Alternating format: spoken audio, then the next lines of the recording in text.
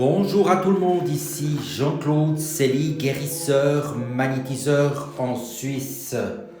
Aujourd'hui, nous allons parler de l'abbaye de Saint-Maurice-en-Valais, en Suisse, lourdement entachée. Mais tout d'abord, êtes-vous bien abonné à ma chaîne YouTube?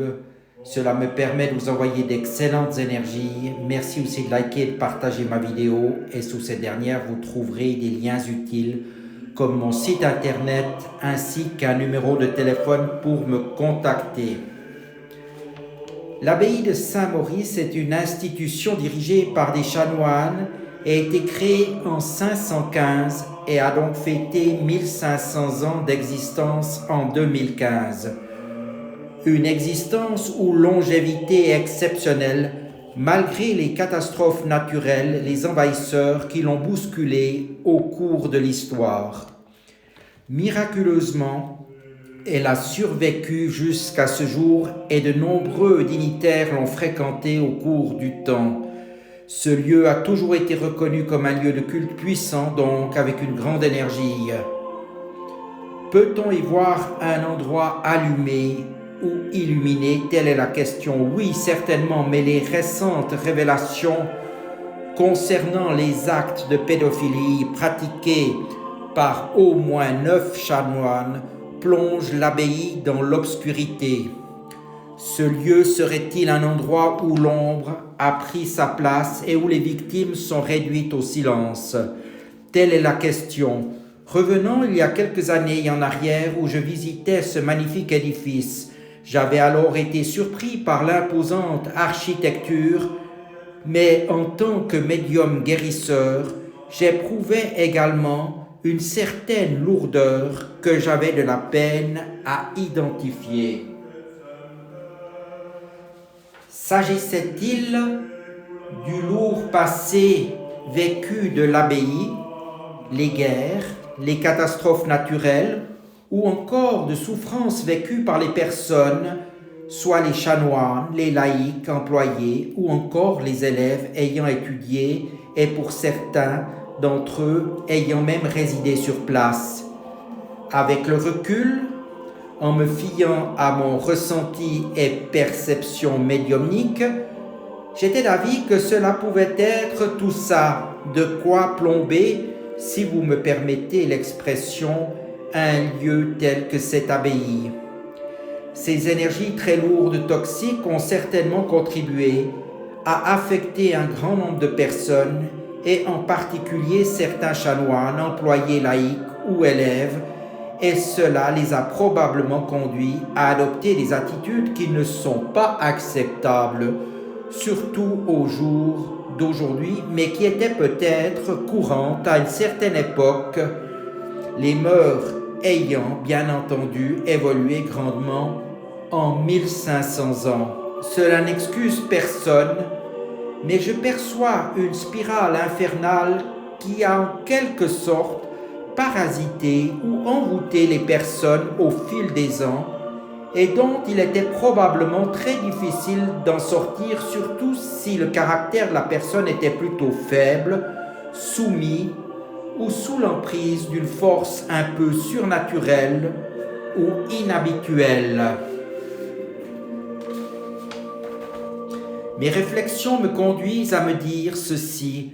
Comment est-il possible que lors de ces dernières années ou décennies notamment, aucun laïc travaillant à l'abbaye ou les chanoines qui étaient parfaitement irréprochables n'ont vu quoi que ce soit, ni fait quoi que ce soit? Je pense que ce n'est pas forcément la bêtise ou un manque d'intelligence, mais une sorte d'égrégore négatif qui s'est formé à un moment donné et se soit maintenu sur toutes ces personnes qui étaient donc dans le déni d'une part et certainement aussi dans la peur du monde extérieur de l'abbaye, mais également une peur qui venait à désobéir à une vocation ou à une hiérarchie en place.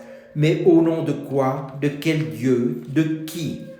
Tout cela paraît irréel, inconcevable, mais cela s'est réellement produit dans une sorte d'envoûtement collectif sans que rien ne soit perturbé Plus que ça, il est toujours plus facile de ne rien faire, car de vouloir dénoncer fait que non seulement vous risquez de vous attirer les foudres de vos pairs, mais que vous devrez encore vous justifier vis-à-vis de nombreuses personnes. Enfin, l'exclusion, voire l'excommunication, car vous êtes peut-être pas entendu par la hiérarchie, risquait de se produire, surtout à une certaine époque.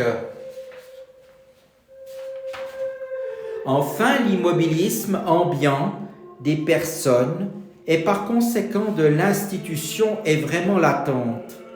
On peut aussi penser que la direction de l'abbaye aurait dû réagir, mais comment cela est-il possible alors que de nombreux pères chanoines sont impliqués? Maintenant, ce qui est vraiment important est de clarifier par la justice, notamment ce qui doit l'être par des enquêtes, des analyses approfondies, afin que cette institution prenne toutes les mesures pour mettre des garde-fous nécessaires, ce qui est naturellement capital pour préserver un climat sain dans ce lieu saint. Il y a même lieu d'apporter un encadrement laïque avec une assistance étatique ou non, afin de suivre, encadrer, voire contrôler régulièrement que tout fonctionne parfaitement maintenant et pour la suite d'une manière alignée. Car la parole de l'Évangile ne peut être apportée que dans un cadre de lumière, de pureté et d'amour, avec un grand A, et non par des actes charnels qui sont totalement insensés, immoraux et intolérables. Je pense que toutes les victimes, même pour les cas prescrits, devraient absolument témoigner auprès de la justice pour les raisons suivantes. Tout d'abord, cela leur permettrait de se libérer d'un lourd poids, d'échanger, d'informer avec diverses instances le public et surtout d'être reconnu comme victime et non pas comme une personne coupable. Évidemment, pour certaines d'entre elles, cela reste difficile et cela demande des forces importantes, mais alors je vous promets que la satisfaction sera grande et la délivrance importante. Si vous connaissez des personnes ayant subi ce genre de traumatisme, il est donc très louable et fraternel de les encourager à témoigner afin de les aider vraiment. Par ailleurs, les témoignages permettent de mettre en place des outils, des mesures pour éviter que cela se reproduise pour d'autres personnes. Les personnes atteintes peuvent également se faire aider par des thérapeutes ou d'autres personnes qui vont les accompagner et cela va aussi enlever un grand nombre de blocages chez elles. Elles seront allégées, soulagées et leur vie sera nettement plus facile. Le travail, la vie sentimentale, les émotions seront devenues plus limpides et une joie de vivre va revenir. Pour ma part, je vais envoyer de l'amour sur l'abbaye et les victimes et je vous invite aussi à le faire. Il n'est pas impossible qu'un travail énergétique pour nettoyer le lieu puisse être opéré par mes soins ces prochains temps. Dites-moi ce que vous en pensez. Je vous envoie mes pensées de lumière, d'amour et surtout, pensez aux victimes et aidez-les sans compter par pure bonté et altruisme. N'attendez rien en retour. Merci à tous. Gratitude. Je vous remercie de votre attention et vous dis à tout bientôt.